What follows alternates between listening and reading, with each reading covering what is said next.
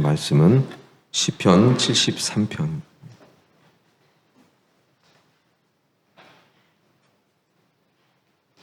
시편 73편 1절부터 28절까지 전체를 교독하시겠습니다. 하나님이 참으로 이스라엘 중 마음이 정결한 자에게 선을 행하시나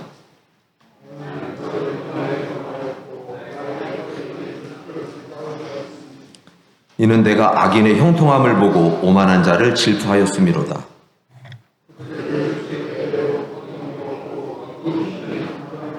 사람들이 당하는 고난이 그들에게는 없고 사람들이 당하는 재앙도 그들에게는 없나니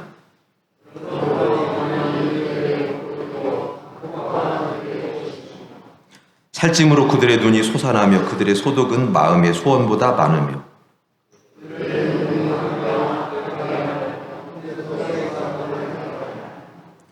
그들의 입은 하늘에 두고 그들의 혀는 땅에 두루 다니도다.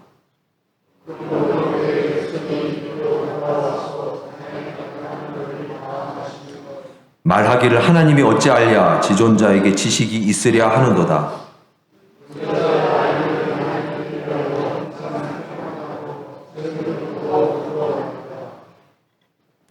내가 내 마음을 깨끗하게 하며 내 손을 씻어 무죄하다 한 것이 실로 헛되도다.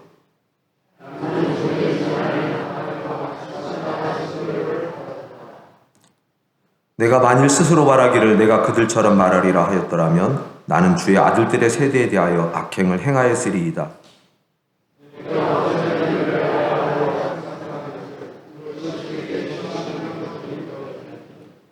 하나님의 성소에 들어갈 때에야 그들의 종말을 내가 깨달았나이다.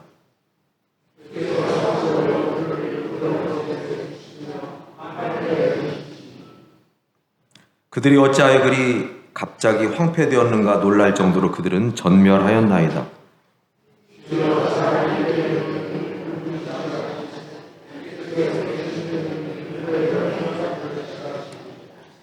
내 마음이 산란하며 내 양심이 찔렸나이다.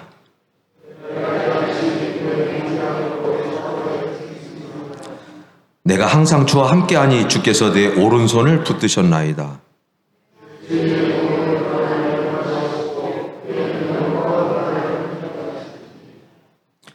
하늘에서는 주 외에 누가 내게 있으리요 땅에서는 주밖에 내가 사모할이 없나이다.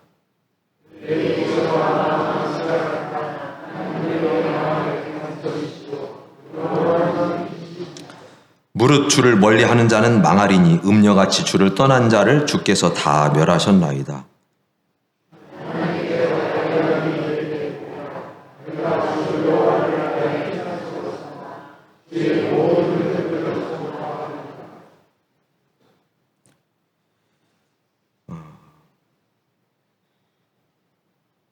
(2절) (3절) 같이 한번 다시 읽어보실까요? 2절 3절이요.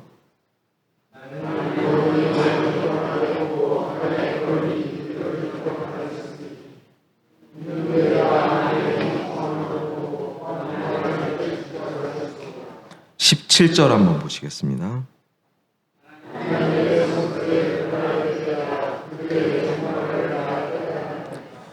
끝으로 28절 보시겠습니다.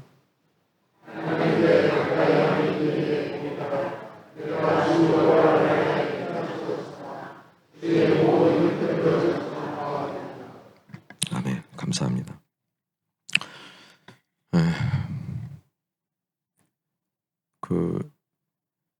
제가 한국 교회 목회자들에게 제공하는 데이터를 연구하는 기관에서 발표한 거를 제가 봤었습니다. 목회 데이터 연구소라고 하는 기관에서 굉장히 공신력 있는 기관인데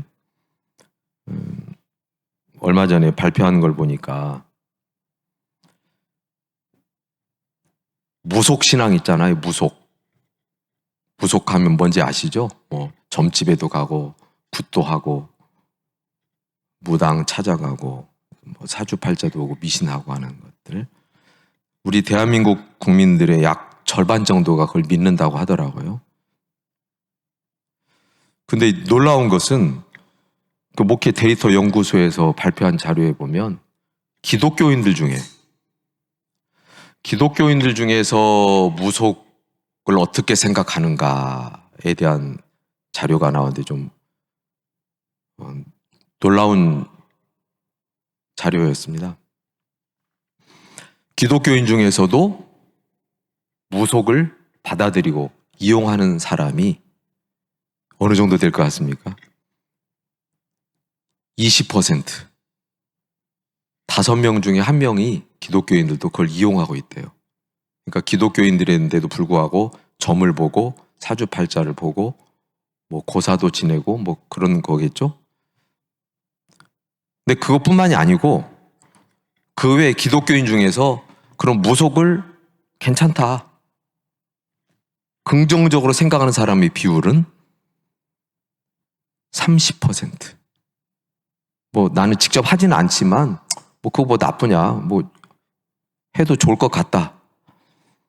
그러니까 받아서 하는 사람이 20%, 그걸 긍정적으로 마음속으로 생각하는 사람이 30% 합치면 몇 퍼센트죠? 50%. 그 통계 그래요. 그게 이렇게 이름 있는 공신력 있는 기관인데, 대한민국 기독교인 중에서 그러면 무속을 받아들이고 하거나 또는 하진 않지만 좋게 생각하는 사람이 합치면 50%라는 거죠. 충격적이죠? 그들이 무속 신앙을 하는, 의지하는 이유가 뭘까요? 거기 이유를 보니까 마음의 평안. 이건 공통이에요. 예수 안 믿는 불신자들도 마음의 평안을 중요시하고 그래서 무속을 의지하는데, 기독교인들이 기독교 신앙을 하는 이유가 뭐냐 물었더니 마음의 평안을 위해서라고 하더라고요. 그러니까 똑같이 마음의 평안을 위해서 종교를 갖는다는 사람이 그렇게 많은 거죠. 근데 한 가지 다른 게 있어요. 무속신앙을 의지하는 사람과 진짜 우리 크리스찬하고 차이점이 뭐냐? 거기에 보니까 그렇게 써 있어요. 즉시성. 무슨 말일까요? 무속신앙은 점집에 가면 답이 바로 나와요. 우리 언제 이사할까요? 동쪽으로 갈까요? 서쪽으로 갈까요? 어디로 가? 언제 뭐 날 잡어? 그렇죠? 근데 우리 신앙은 어때요? 하나님 앞에 기도해도 즉시성이라고 빡 떨어져서 하나님이 그래, 너 오늘 이렇게 너 병 걸려서 고쳐줄게. 그러지 않죠. 무속을 믿는 사람들은 즉시 응답을 받는 것 같으니까 좋은 거예요. 그런데 우리는 하나님 앞에 나왔는데 하나님이 나의 기도를 들으시는지, 왜 내게 응답이 속히 없는지, 여러분들은 무엇을 원하십니까? 오늘 지금 시편 73편은 아삽이라고 하는 사람이 쓴 시인데요. 아삽이 누군지 지난번에 성경부터 제가 잠깐 언급했던 것 같은데, 레위인이고 다윗 시대에 성전 음악 총감독, 오늘날로 말하면 찬양 지휘를 한 뭐 정도라든지, 그래서 다윗이 예루살렘 성으로 법궤를 운반할 때 악기를 연주하는 악장으로 임명받았던 그런 아주, 그리고 시인이었고 훌륭한 사람이죠. 그래서 이 사람이 쓴 시가 시편에 매우 많아요. 그래서 오늘날 교회 예배와 찬양의 어떤 모범, 이 시편에서 많이 도움을 받고 있습니다. 그런데 이 아삽이란 사람이 처음에 1절에 뭐라고 말하냐면, 하나님은 이스라엘 중에 마음이 정결한 자에게 선을 행하신다는 걸 고백을 해요. 하나님은 마음이 정결한 자에게 선을 행하신다 고백을 합니다. 그런데 뜻밖에도 2절 3절에서 뭐라고 이야기를 하냐면, 그런데 나는 실족해서 넘어질 뻔했다는 거예요. 하나님은 분명히 마음을 정결한 자에게 선을 베푸신다고 믿는데, 그런 내가 쓰러져서 넘어질 뻔했다.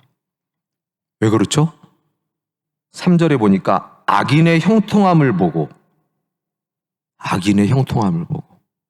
세상에 악한 사람들이 정말 많은데 그들이 잘 되더라는 거죠. 그들은 죽을 때도 고통이 없이 죽고 그 힘은 항상 강건하고 고난이나 재앙을 당하지 않고 잘 먹고 잘 살더라. 한마디로 얘기하면, 아니 저렇게 악한 사람들이 하나님은 도대체 뭐 하시는 거야? 그런데 그들이 교만하게 말을 하는 거예요. 막 입을 하늘에다 두고 혀를 땅에다 다니면서 하나님 백성을 조롱하고 하나님이 어찌 알겠냐 하면서 매우 교만한 말을 하는 거죠. 그런데도 불구하고 12절에 보면 그 악인들은 항상 평안하고 재물은 더욱더 늘어나는도다. 12절까지의 말씀이에요. 악인들이 그렇다는 거예요.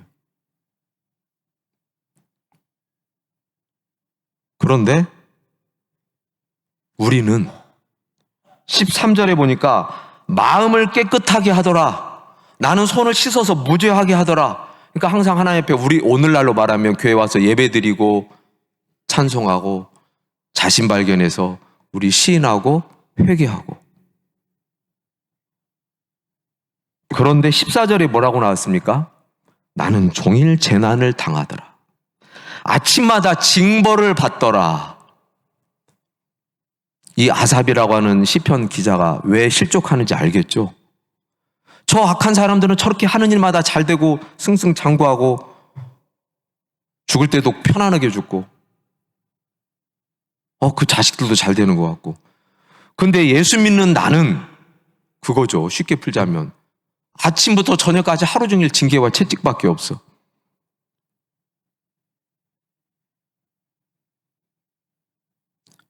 여러분들 그런 시험 들으신 적 없나요? 이 세상은 이렇게 악한데.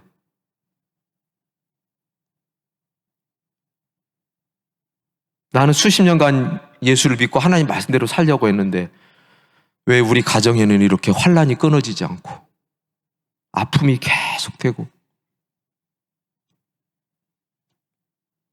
하나님께 기도해도 하나님이 응답이 없는 것 같고 내가 실족할 것 같고 쓰러질 것 같다.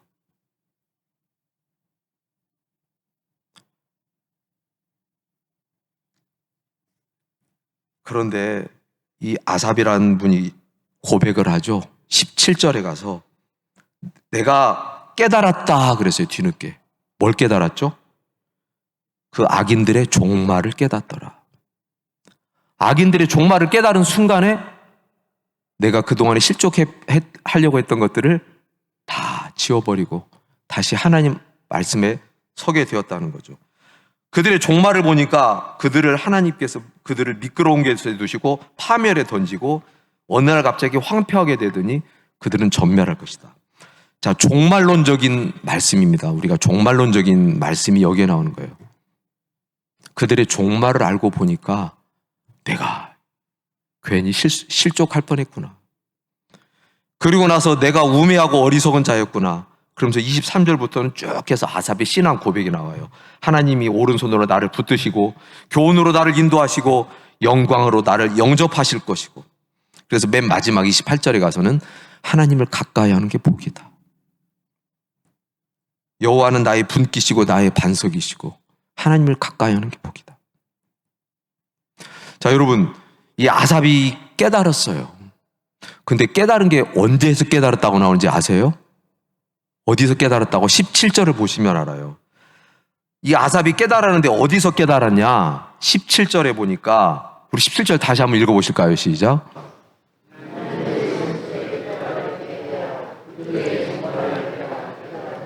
아멘.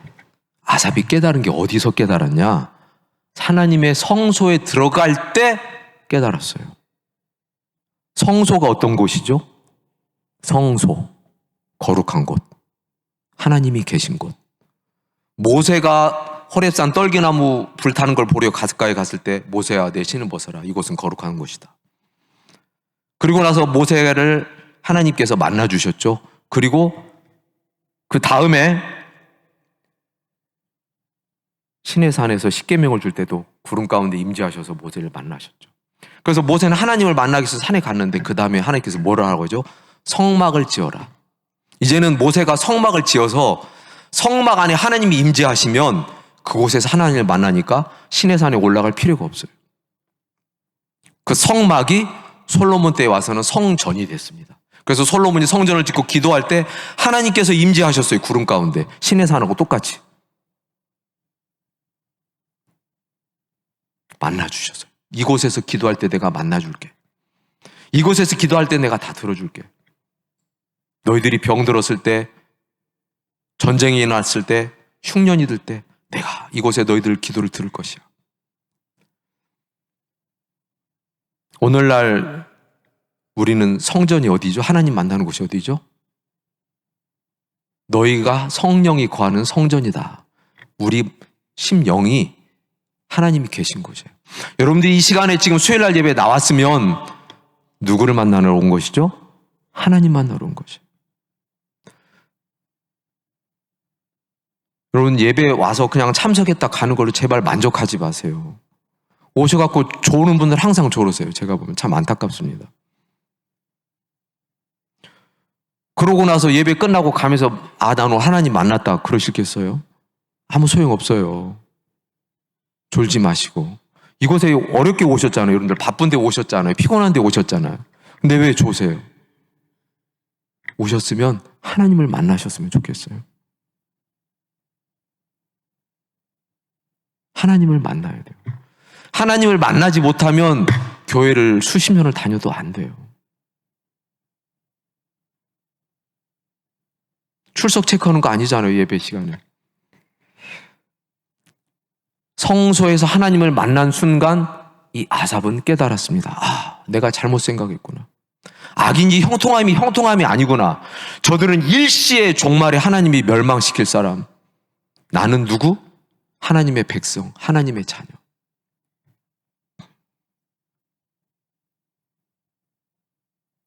여러분, 우리가 하나님의 은혜를 뭐라고 하죠? 우리 찬송에도 있죠. 놀라운 은총, 어메이징 그레이스. 하나님의 은혜는 놀라운 거예요. 근데 우리는 어떻게 생각하냐면 하나님 은혜를 당연하게 생각해. 하나님은 나한테 은혜 주셔야 되고 근데요, 실제로는요, 당연하게 생각해야 될 건 뭐냐면 하나님은 공의의 하나님이에요. 죄대로 심판하신 하나님이에요. 그러면 우리는 당연하게 심판을 받아야 되고 우리는 지옥에 갈 수밖에 없어요. 이게 당연한 거예요. 근데 하나님께서 저와 여러분을 은혜로 구속해 주신 것, 이건 놀라운 일이에요. 이건 당연한 게 아니에요. 아니, 나 같은 죄인을 왜? 수많은 세상 사람들 가운데서 저와 여러분을 불러주셨잖아요. 저와 여러분을 위해서 예수님께서 십자가에 죽으셨잖아요. 이게 당연한 건가요? 놀라운 일이에요. 이해할 수 없는 일이에요. 근데 우리는 거꾸로 생각해. 하나님 은혜를 주셔야 당연하다 생각해요. 아니에요. 당연한 것은 우리는 심판밖에 없어요. 근데 하나님이 저와 여러분을 은혜를 베푸시는 거, 이게 정말 놀라운 일이에요. 그래서 우리는 하나님의 은혜를 놀랍다고 하는 거예요. 어메이징 그레이스라고 하는 거예요. 놀라운 은총이다. 생각할 수 없는데, 받을 자격이 없는데, 그 하나님께서 나에게 은혜를 주신 거, 이게 놀라운 일입니다.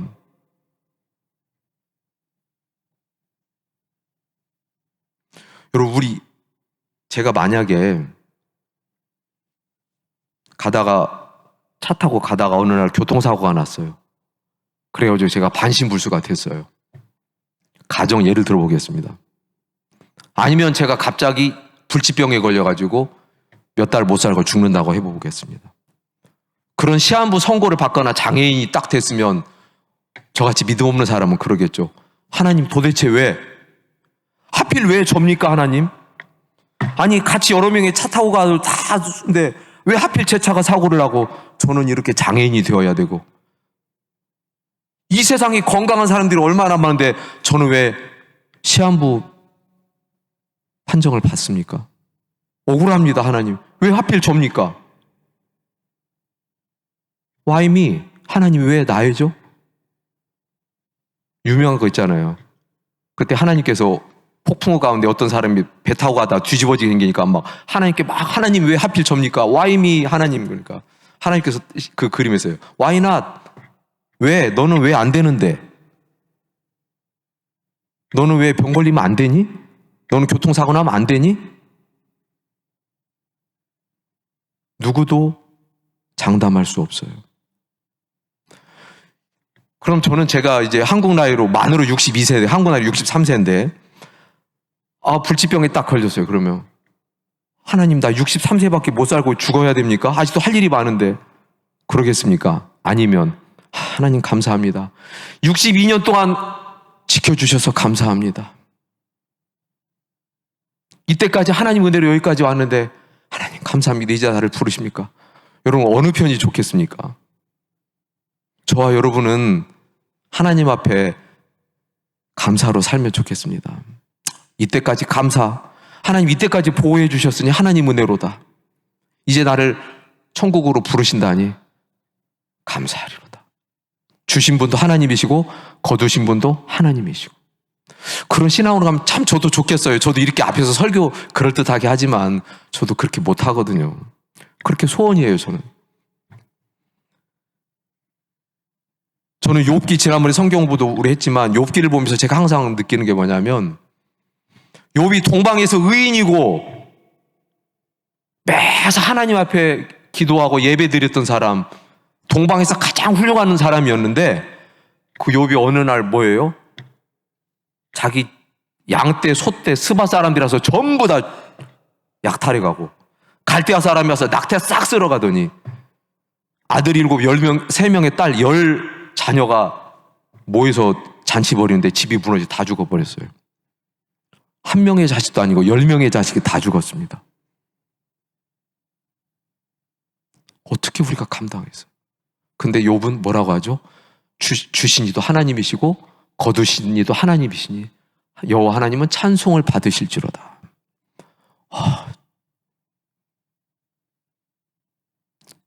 성경을 하나님께서 우리에게 왜 주셨을까요? 왜 우리에게 이런 말씀을 주실까요? 우리의 사는 인생도 언제 무슨 일이 있을지 몰라요. 내가 예수 믿으니까 나는 교통사고 안 나야 되고, 내가 예수 믿으니까 우리 남편 사업은 항상 잘 돼야 됩니까? 아니에요. 그럼 왜 그럴까요? 왜 예수 믿는데 왜 그렇게 해야 되죠? 근데 여기 아삽은 뭐라고 했어요? 내가 성소에 들어가서 하나님을 볼 때 깨달았다. 사탄에게 하나님께서 이제 네가 내 종을 보았느냐? 나를 그렇게 순전하게 경외하는 자가 없다 그럴 때 사탄이 뭐라고 하냐면, 아이고 하나님께서 욥을 다 울타리로 둘러주셨잖아요. 저는 그 말씀이 항상 여기 제가 깊이 남아있어요. 하나님이 우리를 다 울타리로 둘러주셨을 때 그때는 찬송할 수 있어요. 욥기 1장 9절 10절 한번 띄워보실까요? 한번 읽어보시겠습니다. 시작.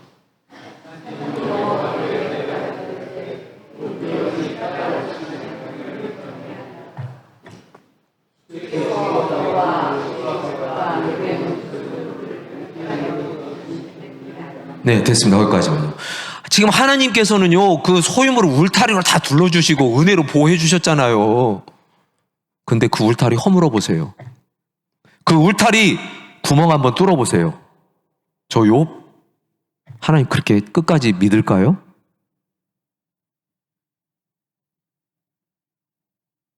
우리는 하나님이 울타리로 둘러주시면 당연하게 생각하고, 나에게 어려움이 닥치고 환난이 오고 질병이 오고 공고가 오면 왜 하나님 나한테는 이러세요? 왜 나는 이렇게 살아야 돼요? 왜 우리 집은 이래야 돼요? 우리 그렇게 하지 않아요.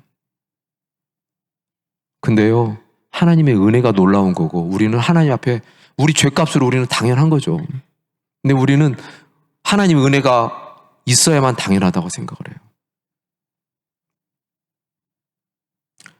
하박국 선지자가요, 하나님께서 하박국 선지자에게 이스라엘이 저렇게 우상을 섬기고 나의 말을 안 들으니까 바벨론을 쳐서 포로로 만들 것이다. 성전은 불탈 것이고 다 포로로 끌려가고 그 사나운 갈대아인을 일으켜서 그들은 야수처럼 독수리처럼 빠르게 너희들을 다. 그때 하박국이 하나님 앞에 탄식하면서 하소연하면서 원망을 합니다. 하나님 도대체 그러실 수가 있습니까? 아니 우리가 잘못 살았다고, 그래도 우리는 하나님 믿는 백성인데 저 갈대아 사람들, 바벨론인들은 아예 하나님을 안 믿는 더 악한 사람들인데 그렇다고 그들을 통해서 우리를 치십니까? 하나님 응답해 주세요. 나 성 막루에 올라가서 하나님 응답을 기다릴 테니까 당장 응답해 주세요. 막 하박국이 막 따지듯이. 그때 하박국이 하나님을 만나죠. 너는 계시를 판에 적고 달려가면서 보아라. 이 계시는 지체하지 않고 속히 이루어질 것이다. 하나님의 계시를 보고 하박국은 하나님을 만나고 나서 내가 내 뼈까지 떨립니다.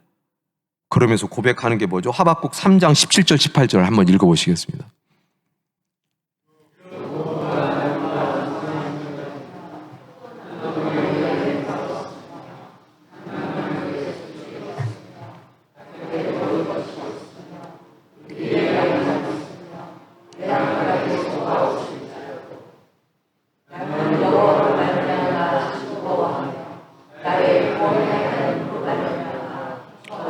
자, 여기서 하박국이 놀라운 고백을 합니다. 무화과 나무가 열매가 없고 포도나무가 마르고 감람나무가 소출이 없고 밭에 먹을 것이 없고 우리의 양이 없고 외양간에 송아지가 없다. 그래도 나는 여호와로 말미암아 즐거워하며 기뻐하리라. 우리는 이걸 하도 많이 들으니까 유명한 거고 그래. 근데 여러분 그 시대가 어떤 사회죠? 농경사회예요. 농경사회. 농사 짓고 가축 기르는 거 외에는 다른 걸로 먹고 살 방법이 없는 사회예요. 근데 다 막혔어요.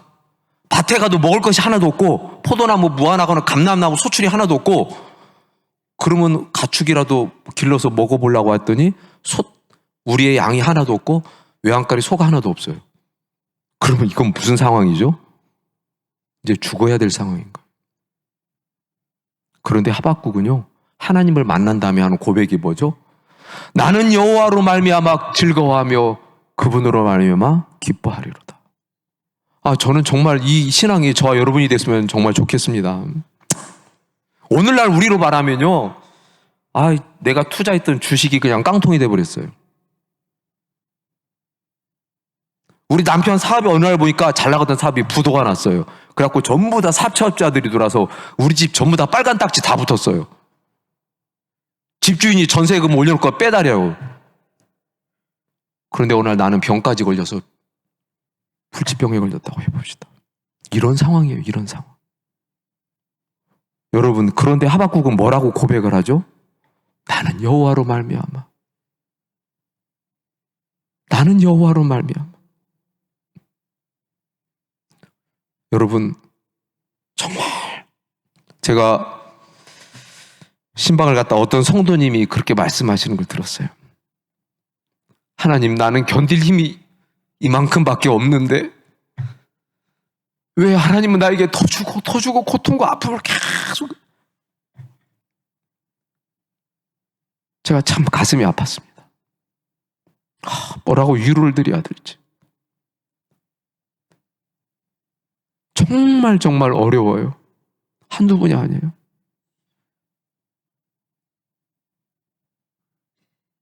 나는 견딜 힘이 이거밖에 안 되는데 왜 하나님은 그 위에 더. 근데 성경이 뭐라고 하셨습니까? 하나님께서는 분명히 약속하셨어요. 감당치 못할 시험 당함을 허락지 않으신다. 다 감당할 수 있대요. 그리고 시험 당할 때는 피할 길을 대신대요. 그런데 하나님 안 돼요. 나는 이만큼밖에 안 되는데 어떻게 이걸 내가 감당합니까? 여러분, 하나님 음성 들으세요. 네가 감당하라고 한 거 아니다. 누구를 의지하라는 거죠? 하나님을 의지하라는 거예요. 내 힘으로, 인간으로 그걸 감당하려고 하면요, 우리는 쓰러져요.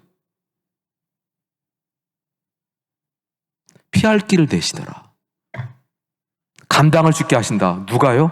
수고하고 무거운 짐진 자들아 다 내게로 오라. 내가 너희를 쉬게 하리라. 우리의 인생의 무거운 짐을 누가 지어주시는 거죠? 예수님이 같이 하신다는 거예요. 그래서 여러분들, 제가 그래서 얼마 전에 참 감명 깊게 읽은 책이 악은 왜 존재하는가라는 책을 제가 읽으면서, 악은 왜 존재할까 이 세상에. 선하신 하나님, 전능하신 하나님이 왜 이 땅에 악을 허용하시고 왜 우리 크리스찬에게 고난을 주실까? 자, 로마서 8장 28절 한번 보시고 이제 시간을 또 마무리를 해야 될 것 같은데, 로마서 8장 28절, 우리가 가장 유명하고 잘 아는 말씀인데요, 뜻을 생각하면서 한번 읽어보시겠습니다. 시작.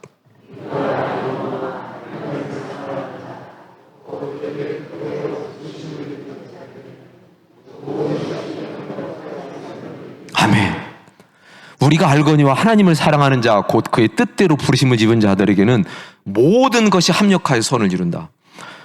여러분, 모든 것이 합력한다는 건, 모든 것이라고 하는 것은요, 좋은 것과 나쁜 것이 같이 있다는 거예요. 좋은 것만 골라서 선을 이룬다가 아니라 우리에게는 좋은 것, 나쁜 것 다 하나님께서 섭리 가운데 있다는 거예요. 그 가운데. 근데 결론은 뭐냐면 합력해서 선을 이룬다는 거예요. 그럼 가장 아름다운 최고의 선이 뭘까요? 우리의 영원한 구원이에요. 죄 가운데서 지옥 갈 수밖에 없는 우리 인생을 누가 구원하시기 위해서? 하나님께서 구원하시기 위해서. 하나님의 구원의 방법으로 우리를 고치고 만들고 살리기 위해서는요, 여러 가지 모든 것이 좋은 것도 있고 나쁜 것도 있고 선한 것도 있고 악한 것도 있고, 근데 그것을 우리 하나님께서는 다 합해가지고 선을 이루어주신대요. 우리를 구원과 영생의 길로 이끌어주시는 거예요. 근데 조건이 있어요. 그 앞에 뭐라고 써있죠? 하나님을 사랑하는 자, 곧 그의 뜻대로 부르심을 입은 자, 전제 조건이 붙었습니다. 자, 여러분 어떻습니까? 모든 것이 합력하여서 선을 이루는데 온 세상 사람들이 다 그렇다는 게 아니에요. 오늘 여기 아삽처럼 보세요. 악인들은 형통하는 것 같지만, 축복받은 것 같지만 그것이 저주로 변하는 거고, 우리 예수 믿는 우리는 저주받은 것 같고 하루 종일 징계받는 것 같고 채찍받는 것 같지만 그것이 선을 이룬다는 거예요. 어떤 자에게? 하나님을 사랑하는 자에게. 어떤 자에게? 하나님의 뜻대로 부르심을 입은 자에게. 믿습니까? 이것이 합력하여 선을 이룬대요. 얼마나 놀라운 말씀인지 몰라요.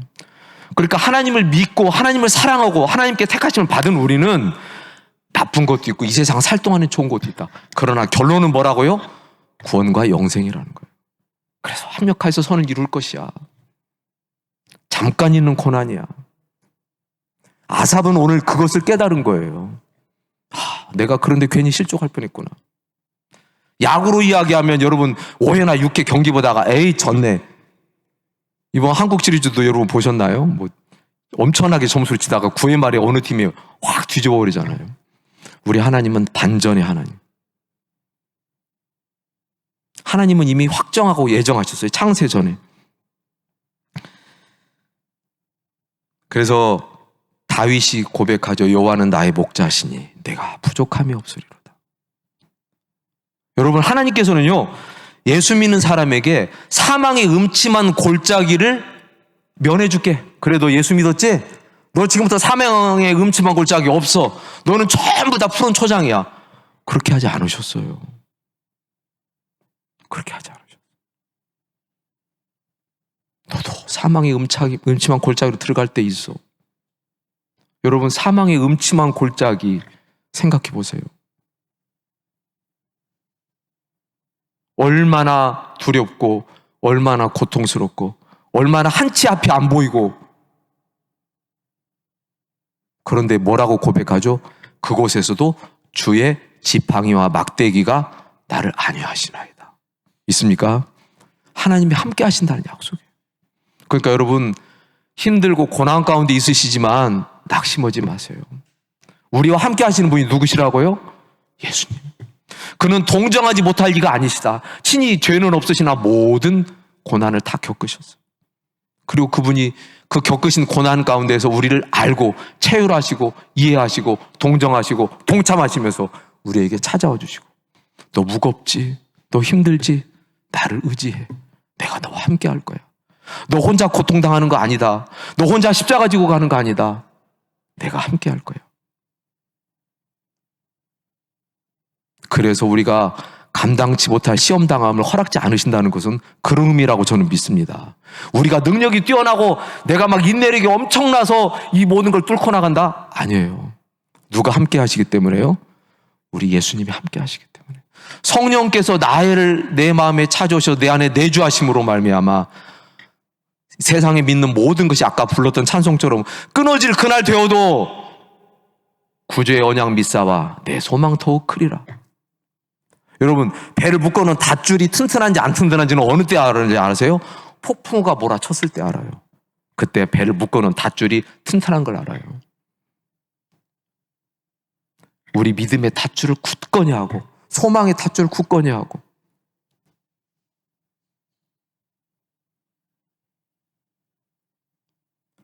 그래서 사망의 음침한 골짜기 여러분들 지나십니까? 저는 기도합니다. 우리 성도님들 당하는 고난을 보면서 상상할 수 없구나. 지금 하나님 여러분들 가정에 나는 고난이 없다고 방심하지 마세요.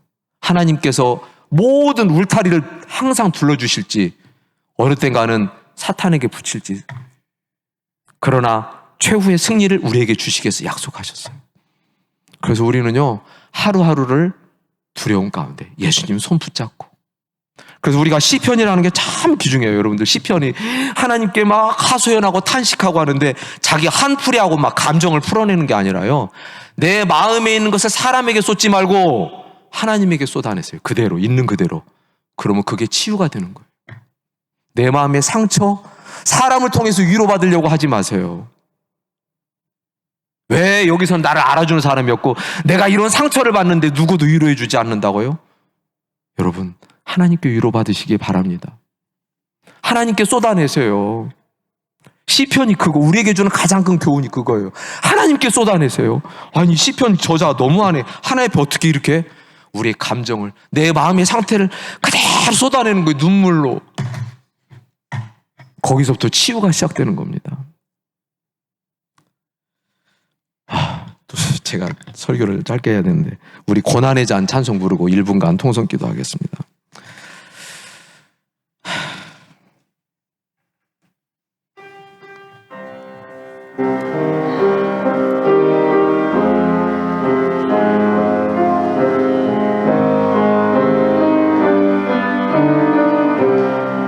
고난의 잔 고난의 잔을 피하지 않으리 눈물로 채워가리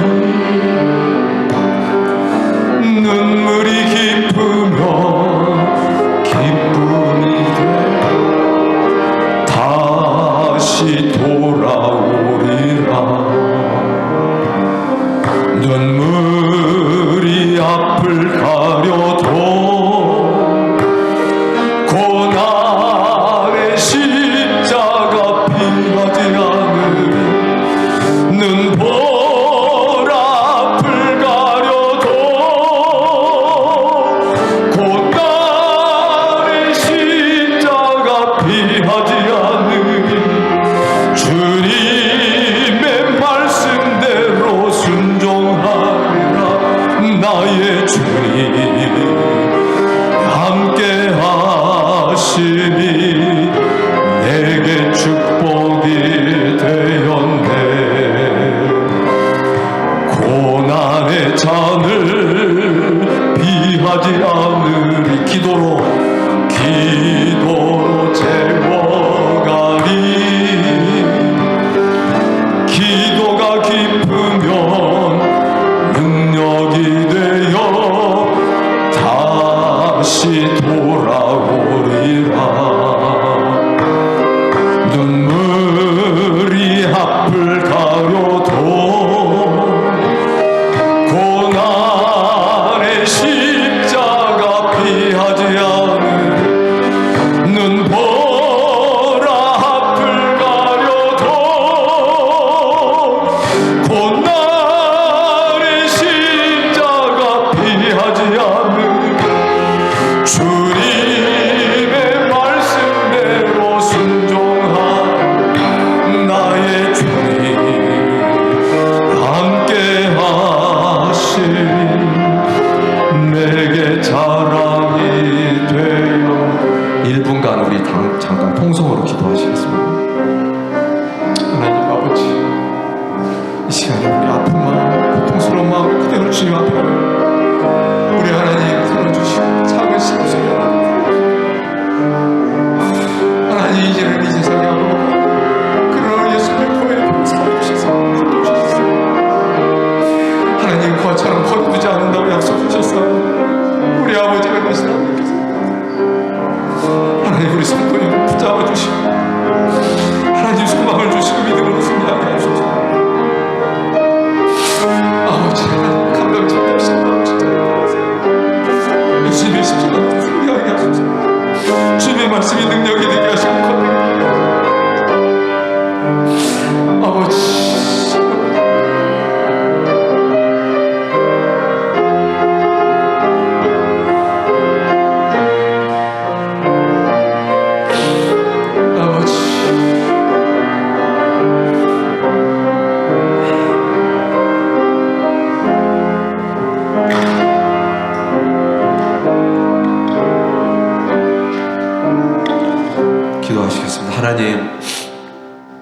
우리의 아픔과 눈물을 이 시간도 헤아려 주실 줄 믿습니다.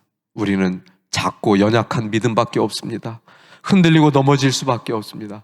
그러나 우리 하나님 강한 팔로 붙잡아 주실 줄 믿습니다. 택하신 백성 끝까지 버리지 아니하실 줄 믿습니다. 다윗의 그 눈물의 고백이 우리의 고백이 되게 하시고 다윗의 승리가 우리의 승리가 될 수 있도록 함께하여 주시옵소서. 예수님 이름으로 기도합니다.